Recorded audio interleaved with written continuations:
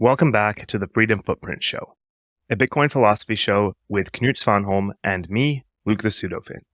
Today, we spend some time with Joe Nakamoto, Bitcoin journalist, writer, filmmaker, and traveler.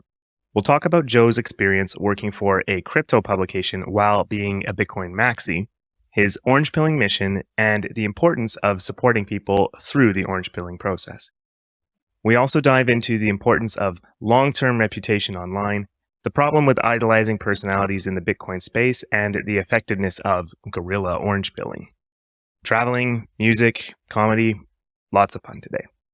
But before we dive into all that, a reminder that the best way you can support the show is to send us a boost or stream us some sats on a value-for-value podcasting app like Fountain or Breeze. If you get value from the show, consider sending us some value back. Each week, we'll thank the top boosts with a shout out in the show. Nothing this week, but a big thank you to everyone who's been streaming us sats. We appreciate it. If you're watching on YouTube, don't forget to like, subscribe to the channel, and turn on notifications so you never miss a weekly episode. We also want to thank the sponsors of today's show. First, Orange Pill app.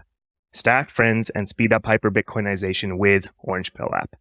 Knut and I are both on the app, and we've been connecting with Bitcoiners I've been connecting with Bitcoiners from my country and all over the world, so check out the app today. And then we have Wasabi Wallet. Built-in coin join to preserve your Bitcoin privacy. Easy to use, it just works. Check it out at wasabiwallet.io. You can find all the details about our sponsors in the show notes, and we'll talk a little more about them later. We'll also mention that the show is produced by Konsensus Network, the first Bitcoin-only publishing house. It's also a hub for Bitcoin content like this show. And with that, here's the Freedom Footprint Show with Joe Nakamoto.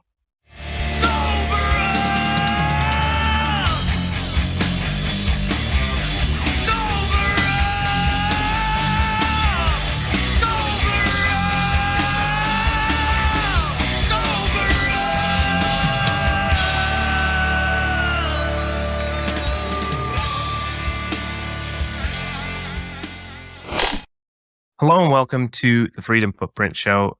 We're concerned about your freedom footprint and we want to help you spread as much freedom dioxide as possible. I'm your host, Luke the Pseudofin, and I'm here as always with Knut Svanholm. Good evening, Knut. Good evening, Luke. Though we've got a great guest today. We've got Joe Nakamoto, who is promoting his token. So that's a first for the podcast. And so let's get Joe on to tell us all about it. Welcome, Joe. Thanks, Luke. And lovely to see you again, Knut. Yeah, Joe Nakamoto token coming soon. You get this exclusive laserized card for first purchases. It's obviously a deflationary token. I'm going to burn it all to the ground as well as modern society with it. Yeah, just contact me in DMs if you want to buy more. What else do you want to increase your freedom footprint even? Also, I've just noticed that on Zoom, because of my camera, like this morning, I've got COVID at the moment, like for the 5th or 6th time. Oh, no. Yeah. And oh no, I'm going to die. Get well soon. I mean, you look horrible. Yeah. But I've got every time I've had COVID, I've had no symptoms apart from brain fog, or at least this is my excuse for doing stupid shit. But this morning, I went to turn off the bedside light, and instead of turning off the bedside light, I headbutted the bedside table. And I didn't realize that it's not really visible in real life, but Zoom with all its lovely filters amplifies this little cut I have on my head. So there you go. I blame COVID. So therefore I blame, social construct, society, and the lack of freedoms therein. I'm going to throw that one out there. Yeah. We feel you, brother. Thanks, Knut. Yeah. Soph's actually a little bit ill. She's been testing positive for 3 days. And every time we've had COVID, she's actually had it she's been ill, actually an illness thing. Whereas I've always just been a bit of an idiot, but that might not actually be COVID related. But for your audience to judge, let's say. Being an idiot is usually more lockdown related than COVID related, right? There you go. It's true. There was a lot of idiocy during the lockdowns. Sorry. Let's not get cancelled too quickly here. Apparently they sold all the chairs in this apartment. So this is the first time I'm doing the pod standing up. Nice. So I brought in a colleague of mine, another fantastic Bitcoiner here from the island. So whenever I get too tired because, I'm old and can't really stand up for 45 minutes straight. So whenever that happens, I'll have a sit down and I call my friend, where I have a sock. Hello, Joe. Nice to have you on the show. Is this Mr. Sock? Lovely to meet you, Mr. Sock. Yeah, nice to meet you too. How are things? How many countries have you been in now last week? Last week, 3 in the last week, actually.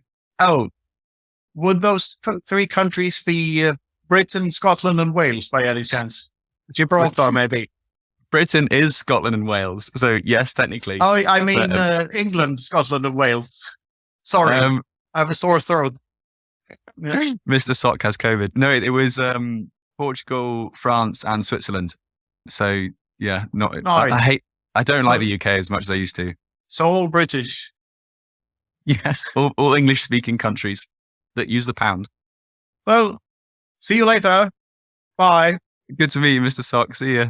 Hey, now that we've met Mr. Sock and had that appearance there, Joe, could you please tell us just a little bit about yourself, your background, so you can give us some context and our listeners some context, and maybe we can actually have an intelligent conversation here. Oh, we can do our best. I swear that Knut in another life is a comedian, or like he's one of those closet Bitcoiners that like, yeah, I'm in it for the movement, but secretly I'm just a comedian and having a great time along the way. I think you are too, by the way. I'm working on it, but big shoes or big socks to fill. Who am I? Well, thank you very much, first of all, for having me on your show. I have managed to catch a few episodes. Awesome that you got Jeff Booth as your first. And it's good to meet you, Luke, in the Zoom flesh. I'm increasingly trying to call myself Joe Nakamoto because Joe Hall or Joseph Hall is like one of the most common names in the UK, if not the world, and doesn't have a great sort of brand recognition to it. And also because Joe Nakamoto is like an obvious signal that I'm not Joe Vitalik or Joe, I don't know, Hoskinson or something. Like I care about Bitcoin. Yeah. And I want that to be, the future that we work towards and I take a part in building towards. I do write as my day job for Telegraph, which is a shitcoin publication. So they cover every shitcoin under the sun and they make a pretty strong business from that. But I write 90% of the time about Bitcoin and about things that are in Bitcoin's interest. For example, today I wrote about how there's a new UK think tank that's been built or formed to attack CBDCs and their scourge across the UK, as that's been really a buzzword and a flavor in UK reporting for the past couple of weeks. I'm based in Lisbon, where I'm trying to live, but Brexit is making it very difficult for me and my partner to live here. I met Knut for the first time in Madeira on a really interesting trip, which you can read all about on Telegraph if you're that way inclined, or Bitcoin Magazine if you're that way inclined. And there are a few snippets of, I think I do appear in Max DeMarco. I've got to remember to call him that and not Pleb Music. For some reason, he cut us out, both of us, like where we appear for a couple of seconds. I appear as grabbing Sophie like that, like bear hugging her. And I was like, this is classic, like Bitcoin maxi behavior that like Max has put in there, like men should hug their, that was, I mean, it's a nice shot, but still, I was like, this is going to play into like the anti-toxic maxi types that are like, oh, Bitcoin maxis are all just a bunch of men that, do men stuff. And it's like, oh, anyway, that's a gripe for another day. Like there's anything wrong with that? Like exactly. It's there's a lot of anti-woke stuff flying around. Yeah. But and then besides that, I also tried to make my own content to help people better understand Bitcoin and also to have a laugh along the way and to embarrass myself in public in the hope that other Bitcoiners will also be like, oh, maybe I can also orange pill someone, or maybe I can also send some sats to someone. I mean, I say this as if I've like inspired lots of people, but I generally have people like reach out to me like, by the way, thanks for doing that thing. It gave me the confidence or the courage to start a conversation with my brother-in-law or with a random stranger who I met in a pub who was like, oh, you're into that Bitcoin thing. And, I'm hoping that these little touch points will eventually, build up to something a bit bigger and we can get this Bitcoin ball snowballing a bit quicker and a bit heavier than what it is at the moment. And you have lots of proof of work of that. I mean, I see your feed on Twitter and you've been on it relentlessly since Madeira. You've just been at it, and country after country and conversation after conversation and truth bomb after truth bomb. You've just been at it. Well, by the way, they don't mind that your employers don't mind that you call them shitcoiners? I haven't called my employer. Like the other thing is that, but the magazine. Oh yeah. So I actually did some digging recently about Cointelegraph versus other media publications in terms of its reach, because what I find really fascinating is that lots of Bitcoin maxis hate Cointelegraph because it's Cointelegraph, because they promote crypto, tokens, shitcoins, all that sort of stuff. And I totally get that. And I get it as well because Bitcoin is ultimately an ideological movement where like we are driven by something other than money, which is something that I find really appealing and I really like buy into. And it becomes borderline evangelical at times. But there's the other side, which is that Cointelegraph is one of the largest crypto media publications. It's between CoinDesk and Cointelegraph for like reach. And the numbers are staggering. Like I was looking at, what website was it earlier today? It's basically a website that compares like how well, websites do in the world. It's called, I've actually got, similarweb.com.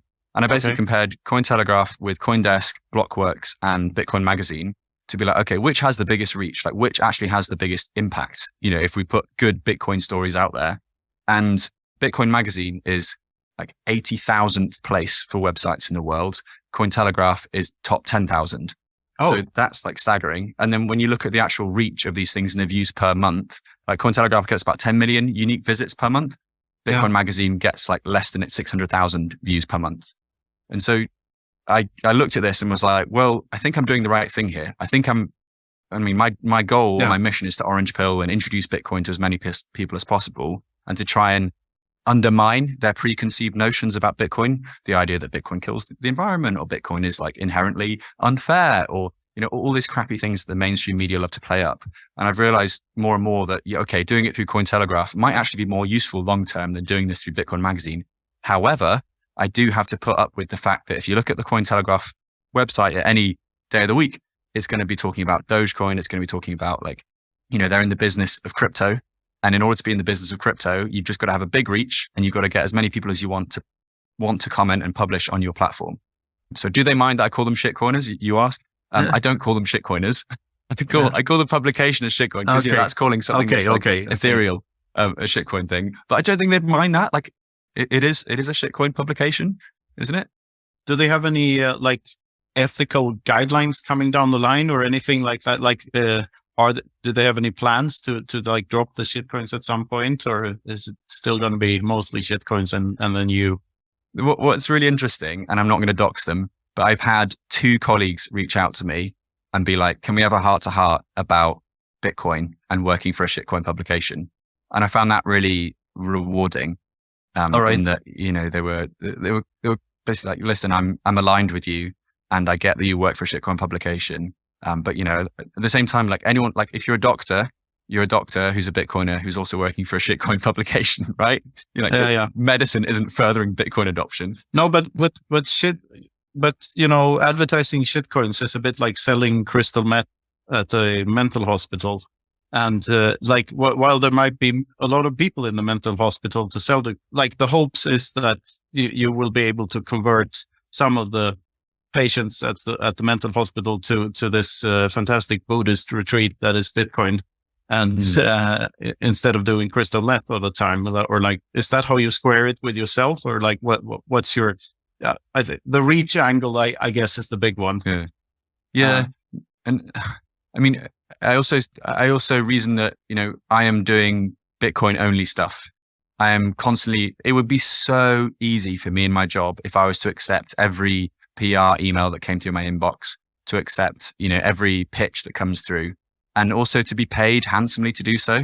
You know, it's very, once you've got a name for yourself as like a crypto reporter, it becomes more and more easy to get like the bigger pitches, the bigger scoops, or whatever it may be. But I'm only looking for the ones that have Bitcoin in mind. And my worry is always what happens when Cointelegraph turns around to me and says, listen, mate, like you're kind of taking the piss here. You've only written about Bitcoin since day one and we are a crypto publication. And I've always like got my argument ready for that. I've never really had my argument ready for how do I make myself feel comfortable living at a Bitcoin, working for a shitcoin publication, knowing that it actively undermines the Bitcoin movement. And I guess it's really tricky, right? Because I mean, I had a Bitcoin Magazine offer to work for them last year, and I actually toyed it up and was like, actually, I think that what I'm doing here is more useful, like long-term for Bitcoin adoption. But at the same time, who the hell am I to judge what is good and what isn't good for the Bitcoin movement? Maybe I should like set fire to Cointelegraph and, you know, and all these token projects. But I mean, do you know George Kaludis, who works at CoinDesk? I don't believe I do. He's like an open Bitcoiner or Bitcoin maxi at CoinDesk, and he's a really good reporter. And Corey Clipston had him on his radar for a while, being like, George does good stuff. It's a bit like Kenzie Sigalo's at CNBC, or is it MSNBC? She's like a Bitcoiner that's also a reporter. And obviously CNBC is obviously pro dollar, and CoinDesk is obviously pro everything. It's a bit like Cointelegraph, but a bit more businessy. And yet they're also in this similar role. I find it quite fun sort of talking to them as well, being like, okay, we know we're in this position where we're not really kind of like behind enemy lines in a way. You're working for the Trojan horse. You're an actual Trojan horse. You wrote that in my book when you gave me your book, Everything Divided by 21 Million. You said to the Trojan. To the Trojan. Yeah. I've still got it. I've forgotten that. Nice. Do Cointelegraph have any filter for shitcoins? Like, is there any shitcoin that they won't touch? Really good question. I don't think so. I think that, and what's really interesting is that there have been lots of reporters, as it's the case in any financial publication, who have been called out for writing stuff which looks to be paid, publications. And this is like common knowledge wherever you are, like the FT or Bloomberg or CoinDesk. There's always going to be, I have offers in my inbox every day of saying like, please, can you promote my project? I'll pay you $2,000. Please, can you promote my NFT album? I'll give you the first 3 NFTs. And it's not because like you're an influencer or anything. It's because you are a publication which has a huge reach and, a reach big enough to technically move markets, particularly when there's small, like they're very low liquidity. And so, it does happen that you'll be like, what the hell is that crypto token doing on our front page? Like, what is going on there? But that's the whole business model, I guess, for Cointelegraph. If it isn't that, taking the bags of shitcoin when their money, it's advertising for shitcoins on their site, right? Yes, that's the revenue of any news. Yeah. If you put an ad for a shitcoin next to a proper article, or if you put the shitcoin ad in the article, it's just the same. It's the same mechanic, right? Yeah, no, I mean, that's what all news publications have to do right now, right? There are so few investigative journalism outlets because it's so much harder to, do that sort of work. You've got to have the funding. You've got to have like the legal team behind you. Like I tried to do some of that at Cointelegraph, and it's just not that kind of publication. You might be able to do that at a Bloomberg or The Guardian, for example, because they've got the resources for it. But most crypto media publications are just looking for hits. They're looking for eyeballs. They're looking for dwell time because they know that their sponsors, i.e. the marketers, the advertisers, the shitcoin companies like that. So, most of the time we have exchanges that advertise on Cointelegraph. I mean, I'm not involved with business development at all, but I look at the website enough to know that there's always KuCoin and Nexo on the right. And there's always going to be, It's not necessarily buy my token. I've never seen a token project. Yeah. I've been thinking about this and about journalism in general. I mean, this is nothing new. That has always been the case for journalists. And even if it isn't something as obvious as I'll give you $2,000 if you promote my shit. Like it's still, we are humans and we act upon incentives, and we cannot know what kind of an end goal the journalist has with his writing. Like he may write something for a plethora of different reasons, but it's a personal reason in the end. Like you want to get somewhere, you want to land another gig, or you want this job, but it's always biased. It cannot not be biased because it's a human being. So it's subjective. But I guess in today's world, your long-term reputation can be a very, very valuable thing as a journalist, and sticking to your guns about Bitcoin. And this goes for not only journalists, but everyone. I mean, I've had shitcoiner offers as well, but I've never touched it with a 21-foot pole because that's the only thing I have. Like, it's like that line in Scarface, all I have is my word and my balls and they don't break for no one. Like that's, if you live by that, you're probably going to survive hyper Bitcoinization more easily and like not run into too much trouble. At least I hope that's the case. Yeah. And that actually happened to me recently with Hodlonaut. I don't know if you saw this kick off on Twitter recently, but, basically there was a publication that was about to go live that I saw in the draft area of the website before it goes published. And it was about, here are 7 people who might be Satoshi Nakamoto. And I was like scrolling through the list being like, please don't be Craig Wright. Please don't be Craig Wright. Please don't be Craig Wright. Yeah. And obviously Craig Wright was there. And He was? yeah. And they published it. And I said like, be really careful about this because I think you're going to upset a lot of the Bitcoin community, and rightfully so, because everyone knows that Craig Wright is a piece of shit and he's either mentally ill or genuinely evil. And I've spent enough time watching him, reading him, like all the content to be like, this guy is literally unwell. Like this guy's probably selling meth in hospitals on a daily basis. Yeah. And Hodlonaut messaged me being like, listen, mate, this is not okay. Like, what you're going to do about it? And I was like, please just like, give me a couple of hours and I'll try to reason with the editors. But bear in mind that I'm just a reporter. I'm not like a high up. I'm not a senior leadership position, and I don't want to be a senior leadership position.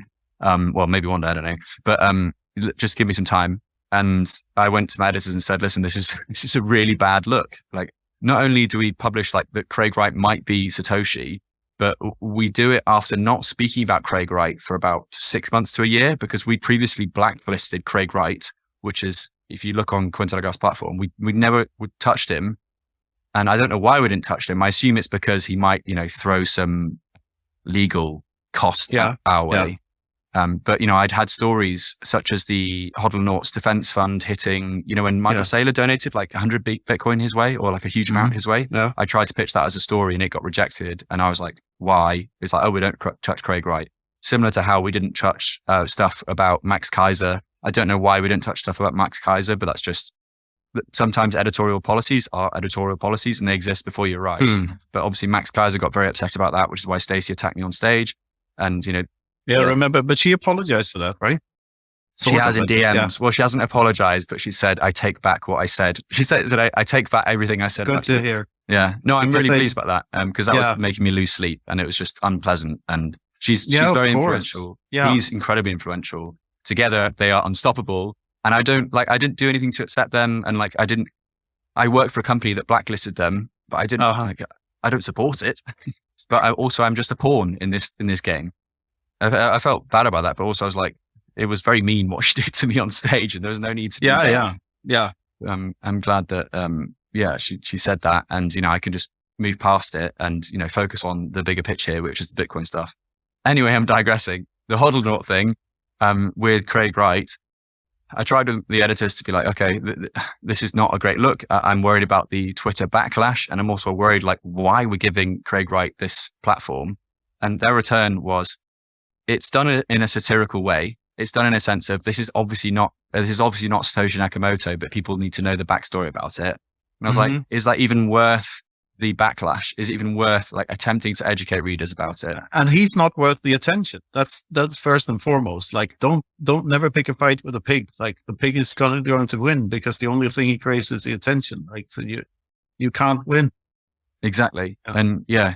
And it saddened me that day. And I was a bit emotionally drained by it all. I was actually on a plane when I took off, having emailed the editors. And when I landed, I was like, I saw that they were like, no. And I told Hodlonaut, and he's like, okay, well, I can't remember his exact word, but it was like a DM conversation. But he basically did this piece saying I don't support Cointelegraph in the publication of this. And I want to cancel Cointelegraph. And he tagged me and a few other writers he knows at Cointelegraph in this post. And I was like, I commented publicly being like, I don't support this. I'm sorry, but my hands are tied here. And what's really interesting is that then the editor of Cointelegraph called Christina then commented on this Twitter thread, and they had a back and forth. She tagged Craig Wright being like, you're a dick. Cause I basically said, if I could say this to Craig Wright, that he's a dick, then I would, but I'm blocked by him, as most Bitcoiners are nowadays. And she said, here you go, Joe, I can tag him for you. And Hodlonaut was kind of I guess he was a bit taken back by this, but it was one of those days where I was like, oh shit, this wouldn't have happened at a Bitcoin publication or a Bitcoin company that understands Bitcoin, that deeper level of Bitcoin community, of Bitcoin, But aren't you afraid that you're going to run into more and more of these cognitive dissonance things? Or where do you draw the line? If, say, just to play around with this thought a bit, sorry for questioning your position so much, but no, it's I interesting. found this interesting because it has to do with morals at some point. If Cointelegraph were actually advertising crystal meth to teenagers, could you still see yourself working there then? No, of course not. No, but isn't that what's going on? It's like, where do you draw the line? Because I attended a couple of crypto conferences, and like whenever I'm at a crypto conference, like how do I square that? Because like I really don't buy this narrative at all, and I think it's detrimental. But then again, I might reach some people there. If I'm at a Bitcoin conference, you don't really reach anyone new. Everyone is already a Bitcoiner. So you stay in this little bubble. And when you're at a crypto conference, you might convert someone, or at some other conference about something else. That's where you can really make a change. So, yeah, it's a tricky thing to balance, but the thing is like, because I guess why I'm asking is because I'm struggling with it myself. Like, where do I draw the line? Like what's okay and what's not okay? Well, yeah, you just got to blind yourself with the idea that I am attracting new people, or I'm helping. I mean, I have had lots of people reach out to me like, bro, I'm now all in on Bitcoin. Thank you. Yeah. I'm now get Bitcoin. And before I saw it as a token like everything else. And now I realize that it is this separate, it shouldn't even be considered in the same basket of crypto. And that's the one thing that really annoys me is like when I've had editors correct the fact that I write Bitcoin and crypto, like this has upset the Bitcoin and cryptocurrency markets. And even in like the promotional video for the market report, which is like this show that I'm hosting, they like wrote in the script, like, here's where you keep up to date with all things crypto. And I was like, I'm going to say all things Bitcoin and crypto. And they included it in. And I was like, well, they had no option but to include it in. But, just making those tiny little steps. I don't know. I'm hoping that the accumulation of all that pushes us more towards the separation of not just money and state, but Bitcoin and crypto, because it's really hard. And I beat myself up about it thinking, why am I doing this sometime? But also like, I like a lot of my colleagues, like they're really good people. Like my editor is a fantastic person. He's the best manager I've ever had. He gets that I'm a Bitcoiner. Like everyone at Cointelegraph knows that I'm a Bitcoiner. No one at this point in the game is going to pitch me with, Joe, can you write this new thing about Tezos or whatever? It's just not gonna happen. And even on my birthday last year, like there were, like the editor in chief was like, happy birthday to our in-house Bitcoiner Optimus Maximus or something like that. Yeah. And I was like, did you get my birthday wish? It was with the, it was amazing. So good. Can I do you want to tell people what you're wearing or? No. Please don't tell anyone. That was a personal message. Okay. Good. So if you did say, should check with everyone, like, do make sure this doesn't get posted anywhere. Sorry, this is awful content for people watching at home. Secrets, shit kind of things. But it's very interesting. Like, I guess as long as you know in yourself that you're a net positive rather than a net negative, you can sort of square that. Because what's okay and what's not okay in marketing is very, very tricky too. Yeah, equally, there've been Bitcoin things that I've been actively like not promoting, but writing about in an encouraging light.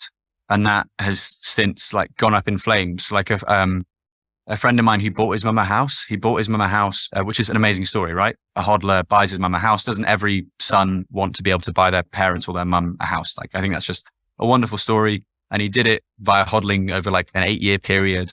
But the catch was that rather than sell his Bitcoin, he gave it to Celsius and took out a loan and gave that money tax-free to his mum. And I was like, doesn't matter. Oh, it doesn't matter. It's separate in the story. The main thing is like the hodler has bought his mum a house. That's really like, it's a nice story. I wrote it and none other than CZ or CZ as we call him in the UK, quote tweeted the article with a caption saying, it's all real, isn't it? Like read on more or whatever. So he picked up the article and thought this is a really cool thing. And then inevitably Alex Mashinsky or Alex Muskamsky or Mashilsky picked it up as well because it had Celsius in the story. And 9 months later, Celsius is nothing. No. His Bitcoin is gone forever or until, the Celsius lawsuit comes to a close. And I'm sat there thinking, right, that was a really, really stupid thing to do. I should have thought more about it. It was like peak bull run when I wrote about this. And, that's when the mistakes happen. Yeah. And, with that sort of thing, I was like, well, Celsius is obviously a shitcoin company, but, he used Bitcoin in a way that like made the world a better place. Like his mum, part-time teacher, struggling to get a mortgage. His son gives him 80 grand from a like no tax free 80 grand as well, because it's a loan, and everything should play out in this fantasy world that we've created in the bull run. In the reality, he loses his Bitcoin. I mean, she still has a house. That's the main thing. And, he has enough Bitcoin, and he's a really smart guy. He's my age. He's going to go very, very, very far in life. But that was one of those things where I thought about, yeah. But I've, for his 30th, I framed that picture of CZ's quote tweet of the article for him to put in like his downstairs toilet. It's like a reminder of the stupid shit that you can do in a bull run. Nice. So of all the countries you visited, like last year, I guess you've been to like 15 countries or something last year? I've actually no idea. That would be a good idea to look at it on a map. Is there not like an interactive map I can fill in? Yeah, but what was your favorite and why? And where did you find it easiest to use Bitcoin? And like, I know you posted like a thing of, hey, we're at a restaurant here. Can you, at some airport, can you buy us some food? And it became ridiculous. You just got the entire pile of food on the table there. So it was pretty neat. But like, yeah, what are your experiences with that? How do you travel with Bitcoin, and where is it easiest to do, and why? Favorite place to go was definitely Senegal. I went there twice last year. I love the Bitcoin community there. And there's a guy there called Noru, whose name on Twitter is Noru for them. And he's just one of those ridiculously humble, but so effective Bitcoiners. Like wherever he goes, he doesn't just orange pill them, but he sets them up with BTC Pay server, teaches them how to hold their own keys. And he's building his own in-house Bitcoin exchange, not Shitcoin, Bitcoin exchange, just so that if people do need to cash out, they can cash out through the exchange rather than currently what they do, which is through him.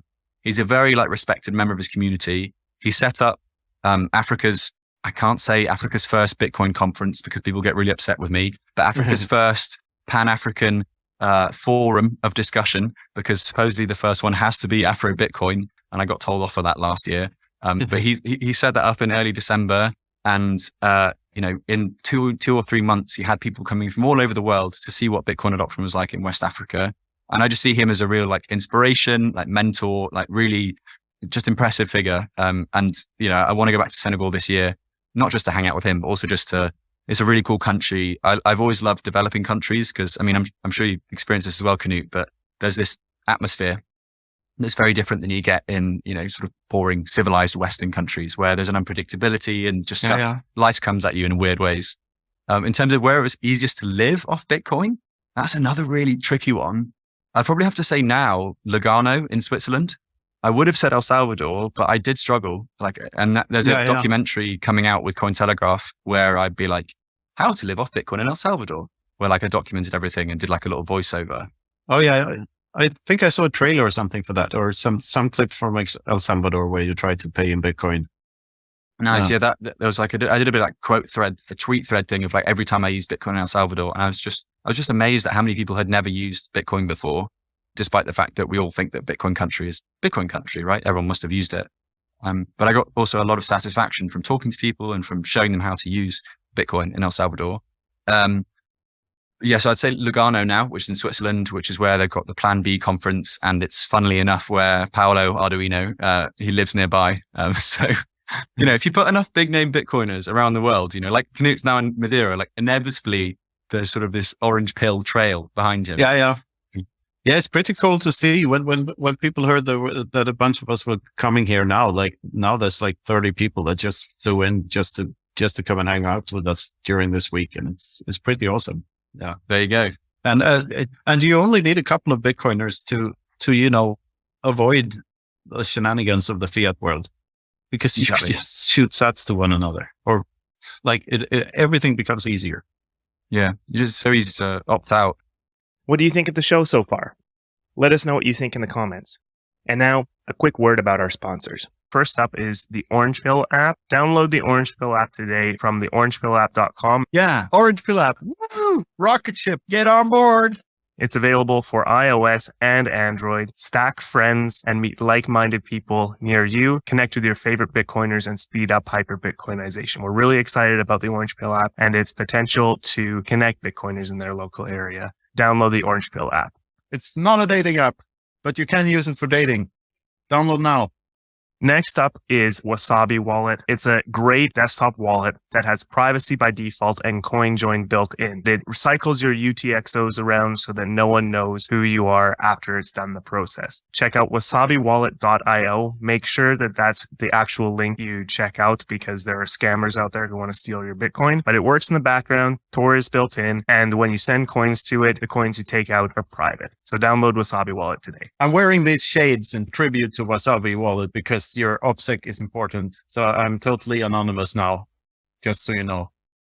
Joe, what's another thing from your trip? What's another interesting from my travels? I guess the fact that Bitcoin is everywhere. If you look, under enough shells and knock on enough doors.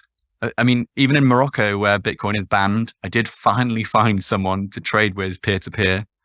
It was a security guard at a hotel. Like one of those 5-star resort hotels. I was just literally walking around being like, where were you in bonjour. Morocco? Where in Tagazout, like Tagazout? Like near Agadir. Okay. Yeah. It's like the surfy area. Yeah. Southern part, I guess. Yeah. Yeah. I want to do more in Morocco, but now I'm getting more and more put off countries that don't have a Bitcoin footprint. If that makes sense. Like if Bitcoin is illegal, then I'm naturally just like, I don't want to visit this country. Like it's clearly anti-freedom. It's clearly anti, or it's just lazy, because the easiest thing to do for a government or for a bank is to just cancel it. Be like, no, we're not going to deal with it now. And that's the, way of getting around these issues. But yeah, I say, that was interesting to be in a country where Bitcoin is banned and still find that people are using it, becoming ungovernable, is a flavor for the Bitcoin community. Other than that, I'm trying to think back. I mean, Madeira was bloody great, but it was it was great because it's a great island, but it was also bloody great because it was just like a big bunch of big name Bitcoiners getting together and, chatting Bitcoin, drinking a lot of poncha and seeing this amazing place. I mean, shout out to Andre Loja, like what a legend for putting that all together and also for persevering. He's not just put them together and he's taken his foot off the pedal. He's still going hammer and tong to get he definitely this Bitcoin community. Yeah. I mean, I guess you're there today, right, Knut? Because I guess Andre was like, come over. Yeah. I'm meeting with him tomorrow. We're doing a bunch of things tomorrow and ending with a big steak dinner. So it's going to be good. You'll be proud of me. I'm now eating meat again. Oh, you are? Yeah. Congratulations. Yeah, it does actually feel really good. Do you have a balanced diet? I do now. 5 years of vegetarian, and then hang out with a load of Bitcoiners, and no, you just can't anymore. Yeah. Yeah. So I started eating meat this year, and I don't think I'll look back for a while. It's just good to hear. Yeah. But and then what other travels? I mean, this week I'm going to Barcelona for a shitcoin conference called the European Blockchain Convention. Yeah, I heard of that. Yeah.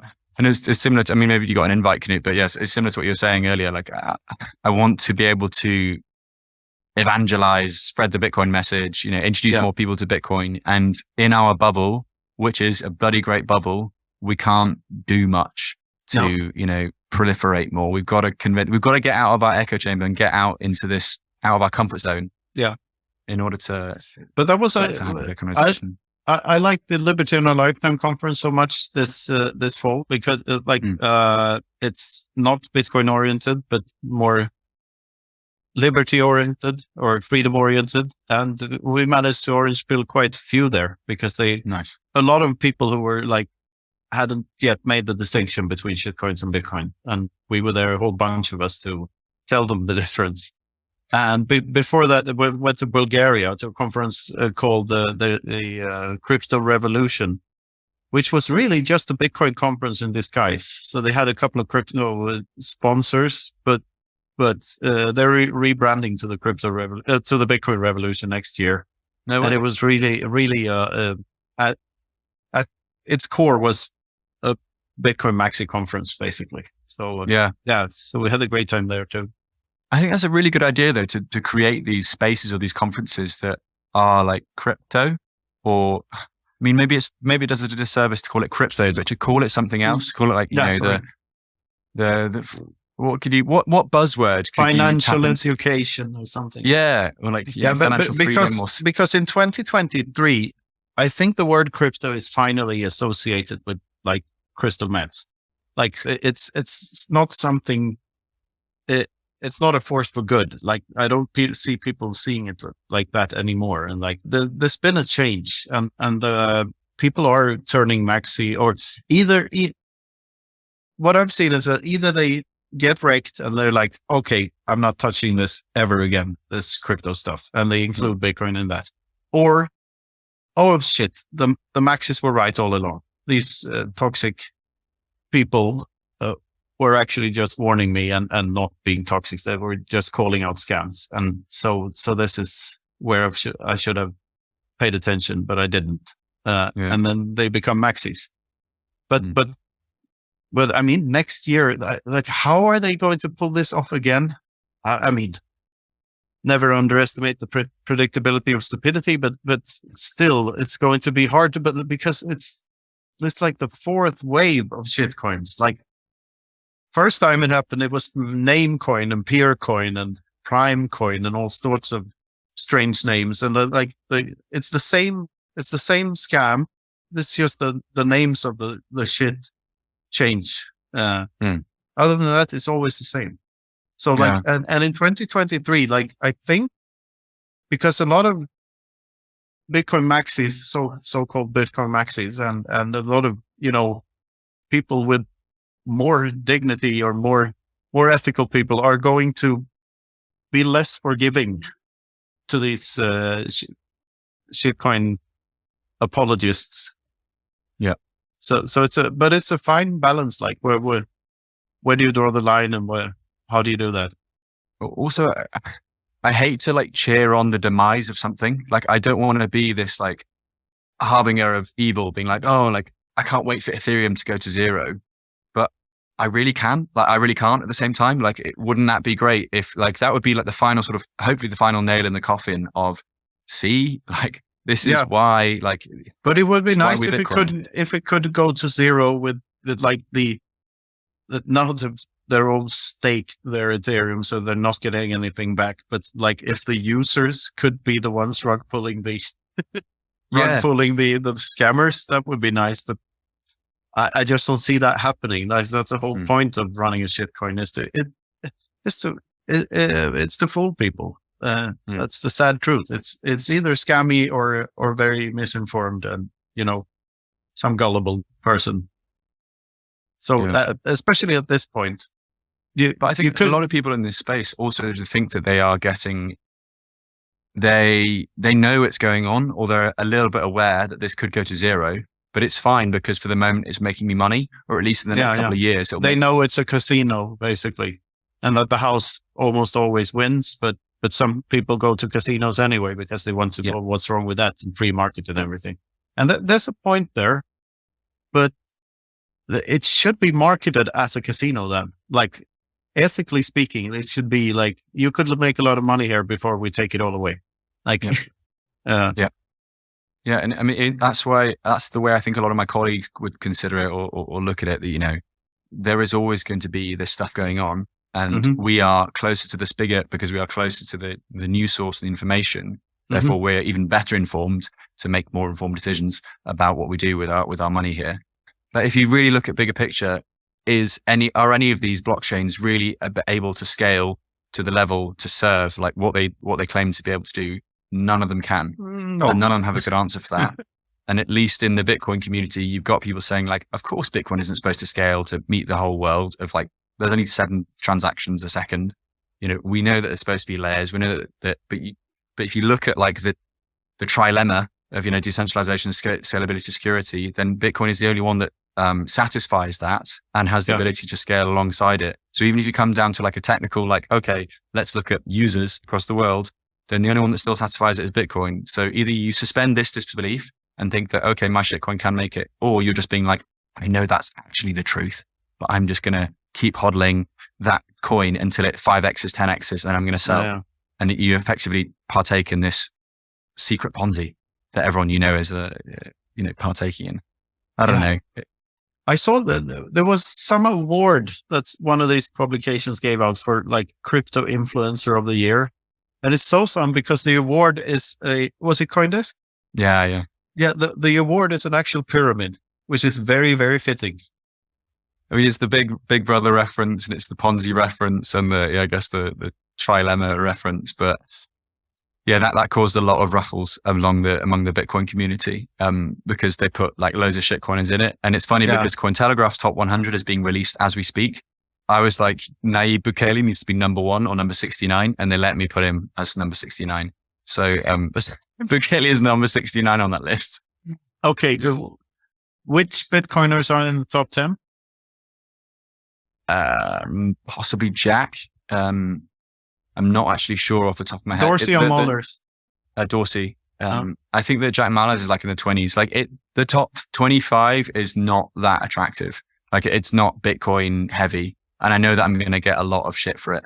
But I mean, we were all voted as a team, and we said like, okay, out of the 300 people that work at Cointelegraph, who are your top 10 picks? And where should they be?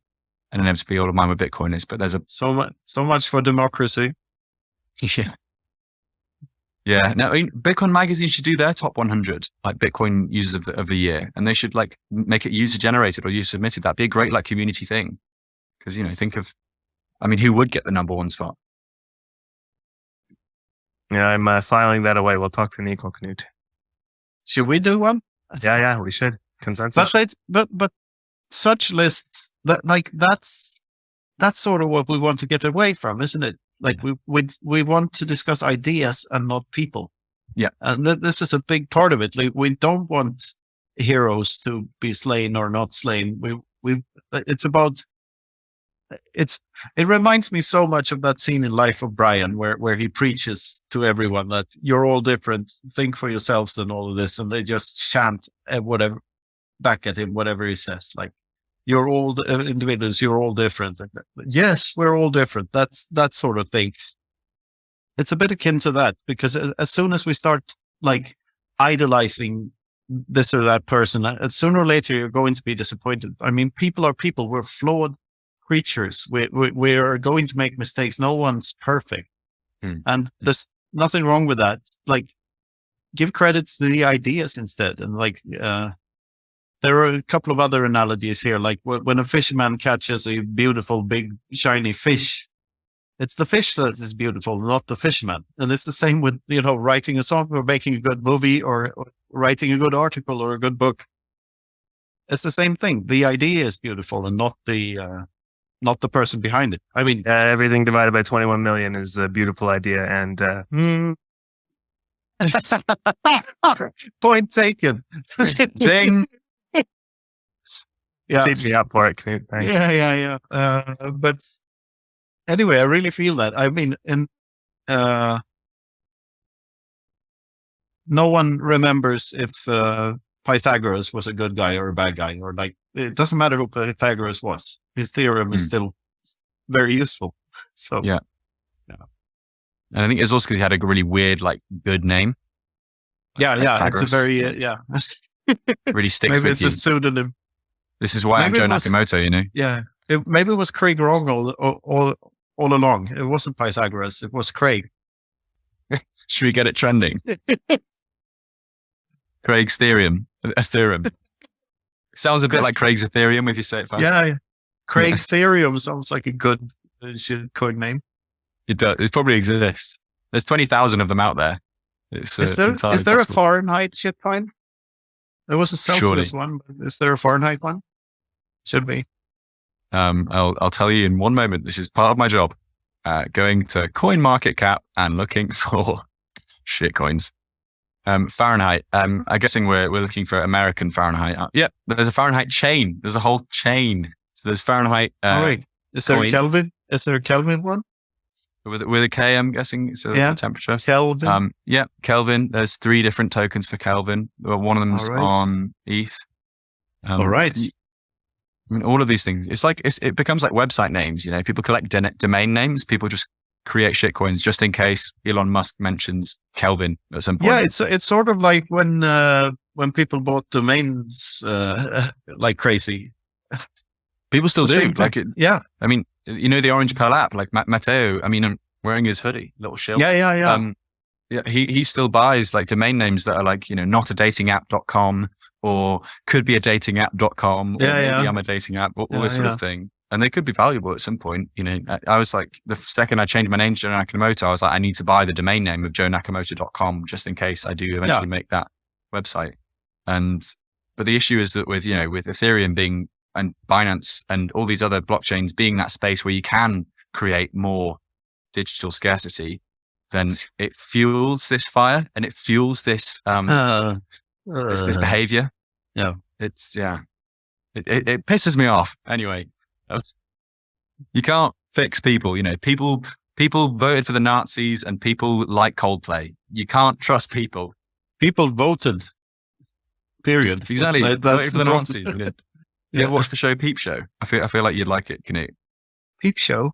Yeah, it's like an American. It's an English like sitcom comedy thing, but one of the characters always says like really like insightful stuff, but in a really like dark way. And one of them was, you can't trust people because people voted for the Nazis and people like Coldplay.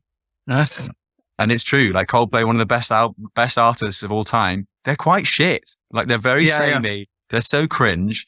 And also people voted for the Nazis. So, why should we ever believe what people do or say?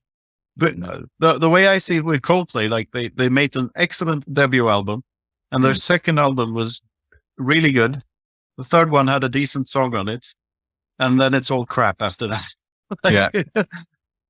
I was trying to, it was Parachutes? Was it Parachutes or Russian Blood to the Head? Was that the first one? Sorry, Parachutes this is not was a music the first one. And okay, that was good. Russian Cold Blood to the Head was the second one. Okay, yeah. Sorry, this is not a music podcast, is it? But it should be. Yes. Chris Martin, if you're listening, you should have consider another drawing on your fingers and your hands. When you play piano, like drop the Africa thing. Yeah. Oh, we know what the tattoo would be. Sorry, Luke. No problem. And if this were a music podcast, I would be making some interesting alternative contributions. So. Yeah, Viking metal. Pretty much, yeah. I just got back from a cruise between Finland and Sweden where I listened to metal music. Some like really good hardcore black metal as well until 3 a.m. It was a good time. Yeah. Wow. Are you a coder? Like, are you like an engineer? In my fiat job, totally. I'm in cybersecurity, but I would like to do more Bitcoin stuff. Okay, yeah, there's definitely a positive correlation between like metal fans and engineering / coding / computer fans, literal fans. Yeah, yeah, exactly, and people who move to Finland, big correlation with enjoying metal. Okay. Oh, where did you move to Finland from? From Canada. Oh, right. Okay. So you're Canadian? Yeah, I'm Canadian. Yeah. He's a Canuck. Maybe we should rebrand to Canute and the Canuck. What do you think of that, Luke? That's a pretty interesting one.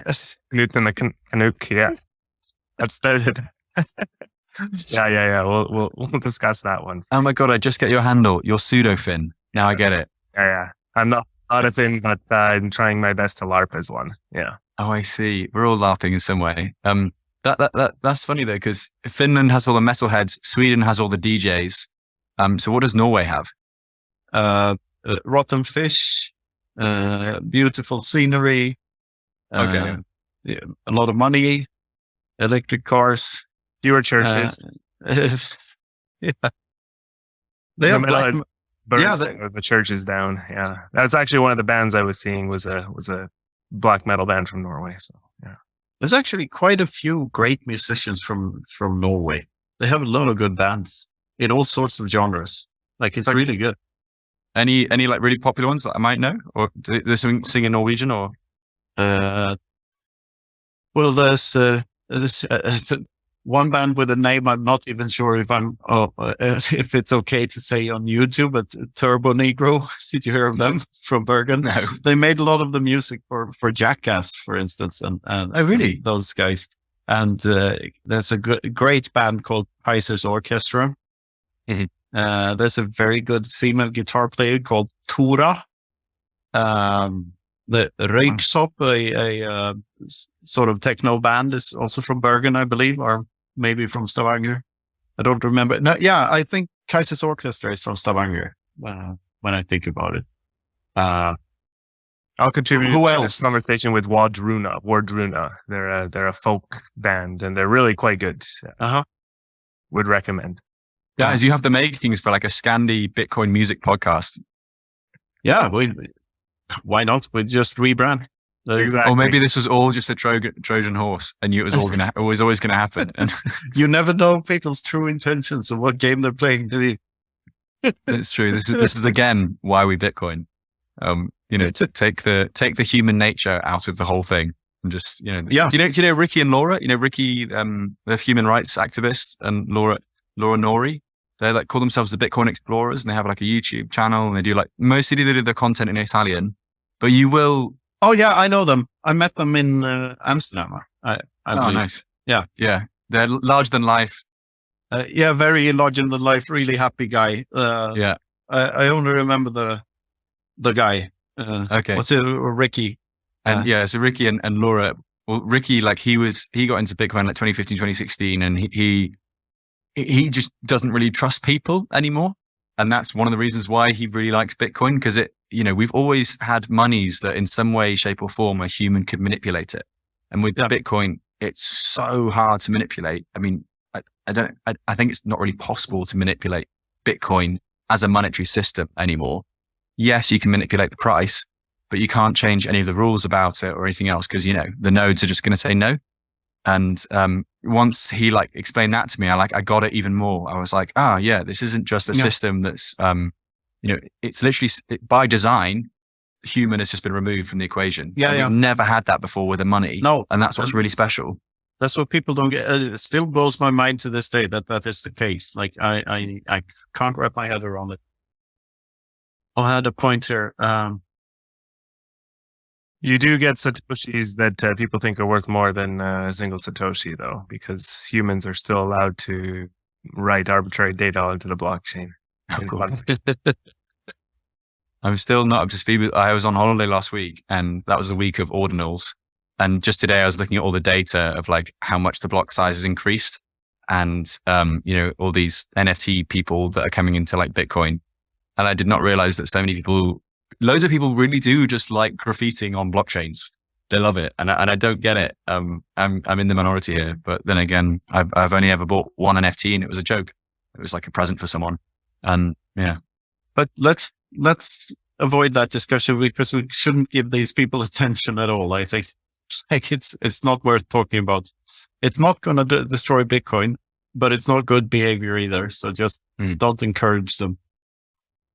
Well, Joe, maybe another thing that I'm curious about here is how do you find making connections with people and not to make this too complicated a question, but more like you do a lot of really on the ground, almost guerrilla orange pilling. How do you feel about that?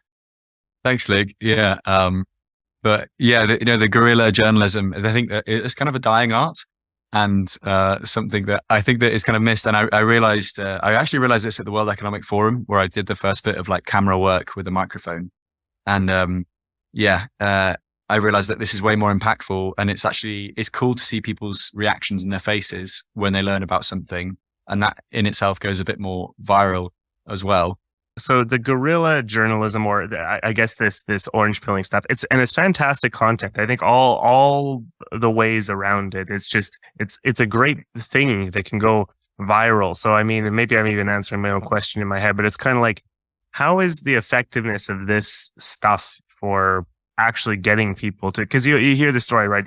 Orange pill, you're a taxi driver or something like that, and how real is that? You know what? Yeah, what do you? Well, it's that word orange pill. It has so many meanings. For some people, it means I'm so down the rabbit hole. I'm on my 10,000th hour of podcast after 3 months of like, I can't talk to any people. I'm locked in a room just realizing that fiat is a scam. And it can also mean, yes, I'm now accepting Bitcoin at my coffee shop. I've been orange pilled. And, you know, it's like a whole like spectrum of things. And actually, I've tried to stop using the word orange pill as much and start to just talk about introducing people to Bitcoin and being like, okay, ultimately, yes, we can orange pill people. But in order to orange pill people, it's a long process. It's like being there, communicating, sharing content, sharing books, sharing podcasts, you know, sharing whatever to support people on their journey to realizing, holy shit, like the world is not what we think it is. And this thing called money, which we never learn about as children or young adults or adults, is actually like a really important concept that can define your existence. And you need to be aware of that and aware of like, there are other options out there. And so this whole process, I mean, Sophie and I were thinking about creating a podcast called Orange Pill Therapy, which Daniel Prince's wife is still has actually taken the idea and she's made a Facebook group for other mums that are therapizing their husbands who are going through like orange pill therapy processes. But we were going to do like a podcast, like another, you know, we don't need more podcasts in Bitcoin, but we were thinking about it and did a couple of interviews. But yes, we do though. We do. One with Prince Philip and one with Matteo from the Orange Pill app is actually how we first met. And the idea was to talk about your orange pill experience and be like, how bad was it? Because like some people have it really bad. Like I'd lost my job at the time and was living with my parents in the UK as like a 27-year-old who's just completely messed up in his life. And so when I was saying about this Bitcoin stuff, it was really quite like properly engaging with it. It was quite depressing and quite disheartening. And you kind of want someone to talk to about this and you kind of want someone to relate to. And that, I mean, that's why we have Bitcoin meetups, Bitcoin communities. And that's why how we, you know, have this open public space where you can air these grievances. But yeah, so when I'm doing these street interviews, for most people, I'm their first ever touch point with Bitcoin. There isn't a media headline that says Bitcoin destroys the Amazon or something. So for them to realize it's this like kind of like happy, smiley, like goofy English guy who's happy to, you know, be as stupid on camera, then I hope that it breaks down those barriers of, oh my God, Bitcoin's a scary thing. It's like, actually, no, I'm going to send you some right now and you're going to have a great time doing it. And, you know, we're going to high five at the end of it and you're going to go along your way. And I'm going to tell you like now what I'm trying to do at the moment is have a video that because people always ask, because people are vain. People are like, what's your YouTube channel? Like, how can I like see myself on it? I'm like, oh, well, you know, here's the YouTube channel. And I've had lots of people DM me from that saying, how do I buy my first Bitcoin? How do I transfer it to this thing? How do I do that? And I've realized that has become more work than actually making content and my actual day job. So I was like, I need to have a video which says, hi, thanks for letting me send you some money on camera in whichever country we're in. Would you like to check out these resources? And, you know, here's a referral code to an exchange, for example, but please try and buy KYC only. But I mean, how deep do you go on the first touch point? Sorry, no KYC. I mean, so yeah, it's glad you corrected yourself. Yeah. Sorry about that. But yeah, buy KYC Bitcoin, guys. There's your intro segment. I'm kidding. I don't touch KYC Bitcoin.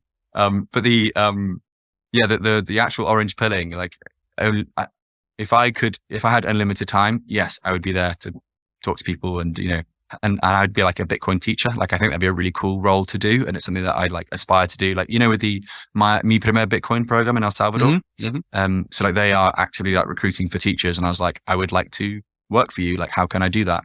And like, I was talking with them, but you know, I have a job, I have, money that I owe to the government for my studies, and I have to earn enough, to not, you know, be on the street as well. So all little by little, you know, it'll all take its own time.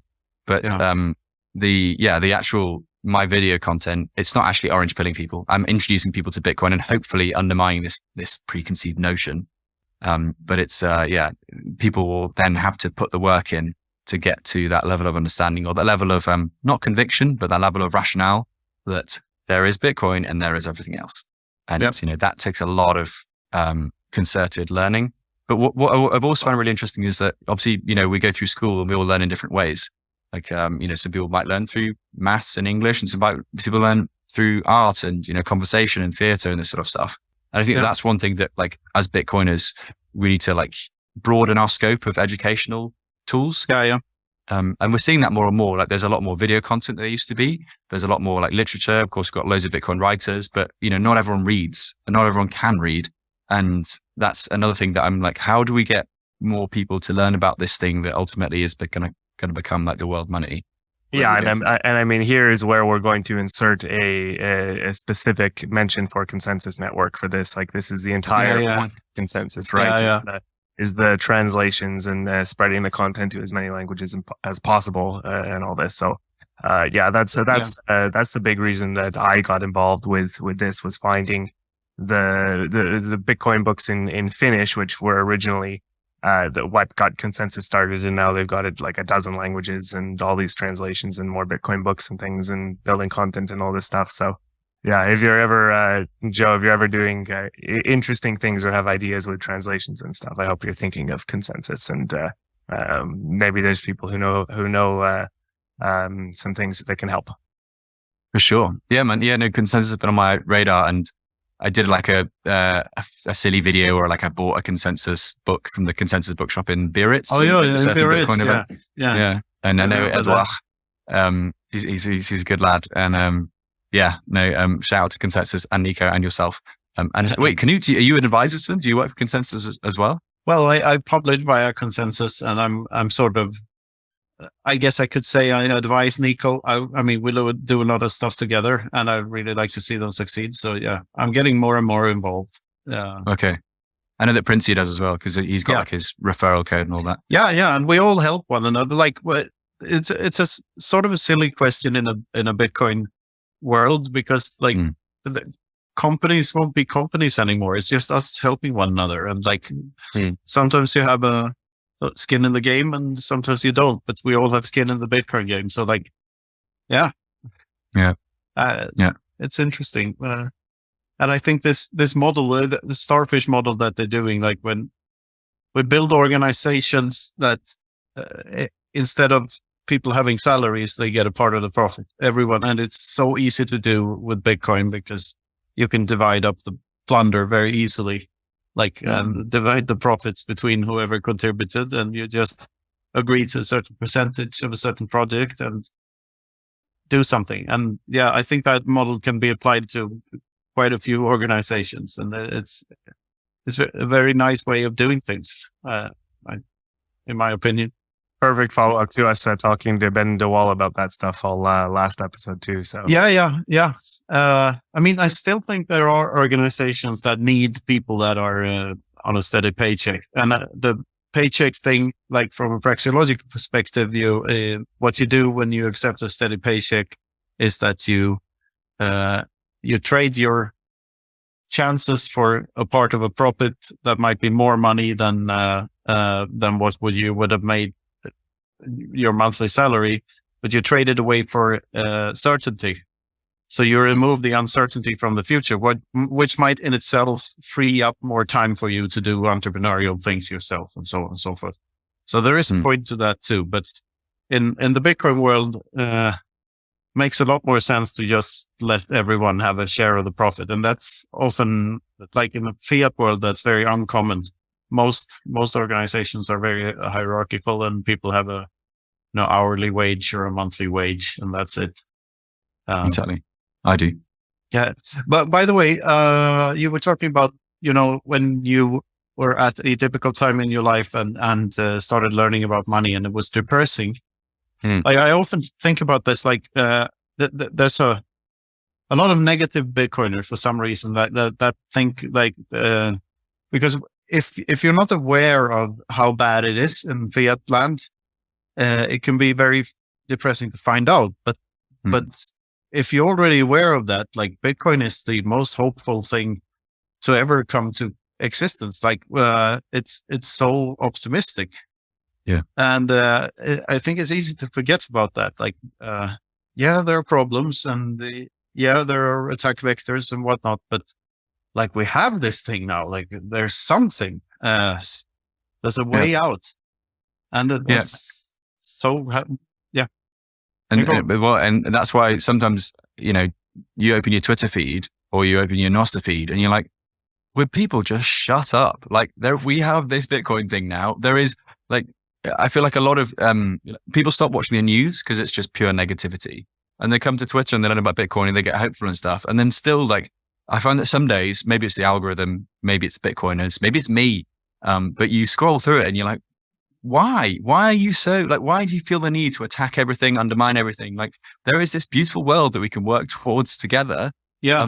It's not helpful to you to be undermining it or I mean, yeah, be constructive, and, you know, criticism is always useful. Yeah. But like, I feel like a lot of people are still like fiat Bitcoiners, or, you know. Yeah. And like, pick your, like, there are there are a lot of bad hill to die on pickers out there. Like, they choose fights that they don't need to take. Like, why bicker and argue amongst ourselves? Like, well, we have bigger, you know, there are actually bad people out there that are really trying to undermine everything. And like, people should be more careful with when picking fights in general, I think, and what problems to expose. I mean, instead of arguing about some problem or alleged problem in Bitcoin and the code and stuff, like, talk about the problems with the fiat world. Like, we're still just a fringe minority. Like, most people need to be educated about the problems with the other world first before they can even start to understand any problem in Bitcoin. Yeah. And to feel comfortable expressing themselves in this. You know, there's a lot of people they'll DM me being like, can I ask you about this? And I'm like, bro, like, tweet it. I'll quote tweet it or retweet it, and we can get like the hive mind to educate it. Because while there's one answer from me, it's not the right answer probably.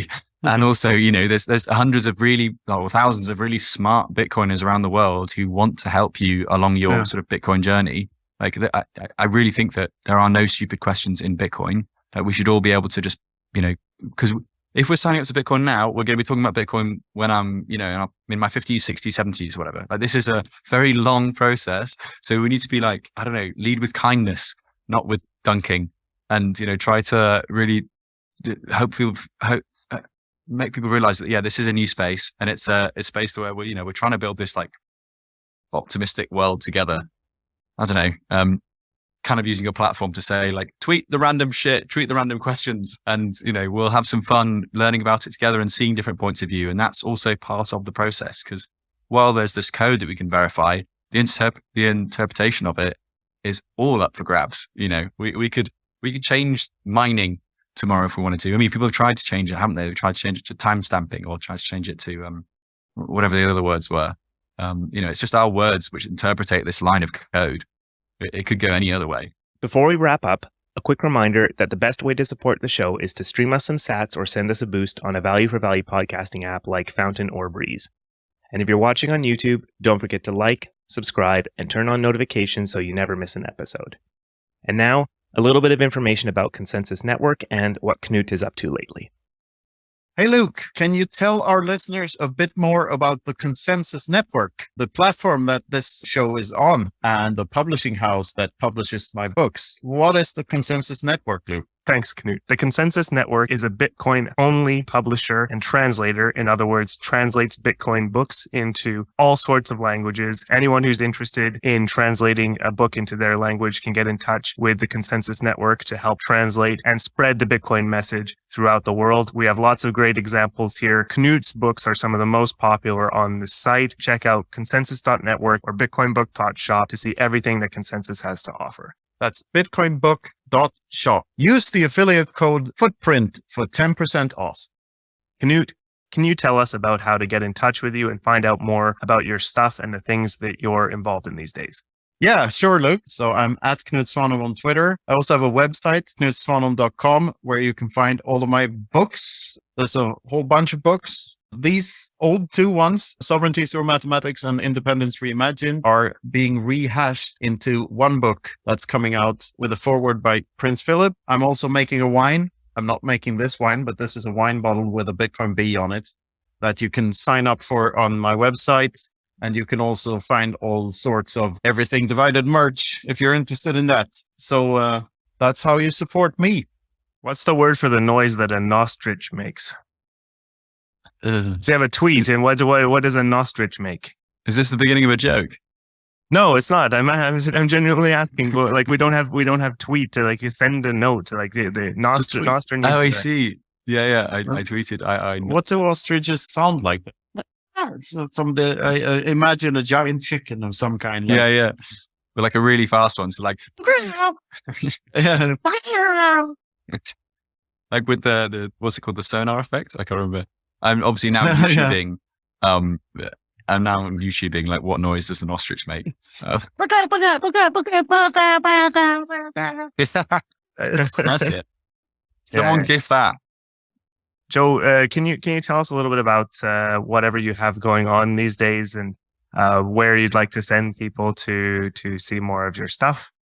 Cool. So let's go full circle. Nakamoto token is coming out soon, and you guys are part of the pre-release or the pre-mine or whatever you want to call it. But no, I'm trying to create more video content with Cointelegraph and with my own stuff. So I'm trying to recruit like a video editor at the moment to do like more YouTube stuff because I really enjoy it, and it's, I think, a more effective way of making an impact. So it's going to be a lot more of me embarrassing myself in public. So I'm sure you're all going to love that. Looking forward to it a lot. Yeah. And then there's a documentary that I actually put a lot of work into with Cointelegraph. I've gone fuzzy. That's not good. Which is in Ireland. It's all about how you turn cow pat into digital gold. So cow shit, digital gold. We're going to talk through the whole process. And that was what I did I filmed it in October of this year. So that's coming out very soon. It's with the guys at Skilling Digital Mining. And then I've also got some content from Senegal coming up very soon, which is about like why this West African community is living on Bitcoin. And then the El Salvador one, which is like, can you live off Bitcoin in El Salvador? As well as my own channel stuff, which is the Joe Nakamoto YouTube channel, which is a complete labor of love and makes me negative money, i.e. I lose about £500 a month on it, or, what's that, like 800,000 sats is it every month on it. But I'm hoping that, little by little, people take inspiration from it, people enjoy it. And hey, it's out there and it's something to do with my time, right? It's a fun use of my time, I find. So yeah, and of course, I'm also writing interviews, analysis, opinion pieces, that sort of thing for Cointelegraph, but only about Bitcoin, or at least trying to be only about Bitcoin. Hope they pay you well so you can afford those stupid videos for a long time. No, Bitcoin Magazine pay better.